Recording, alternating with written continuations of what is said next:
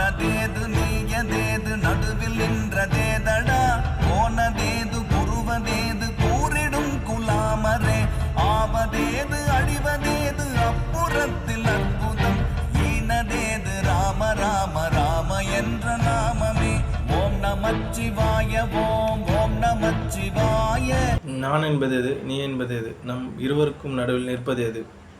மன்னன் என்பவன் யார், குரு என்பவன் யார்? சொல்லுங்கள் மக்களே. உருவானது எது, அழிவது எது, அழிவில்லாதது எது?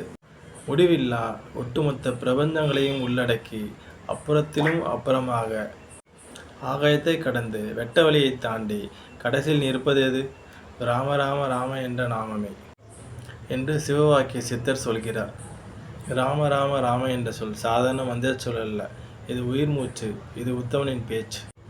இந்த இடத்தில் சிவவாக்கியர் ராம என்ற சொல் உருவாக்குவனின் பெயர், உயிர்களை காப்போனின் பெயர், உரு தெரியாமல் மறைப்போனின் பெயர், உயிர்களுக்கு அருள்பவனின் பெயர், உயிர்களுக்கு உறவாடுவனின் பெயர், உயிர்களோடு அன்பு செலுத்தி நேசிப்பவனின் பெயர், உயிர்களாய் இருப்பவனின் பெயர். எனவே மக்களே, ராம என்ற திருமந்திரத்தை சொல்லுங்கள்.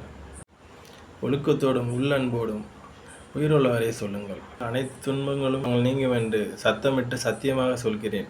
ராம.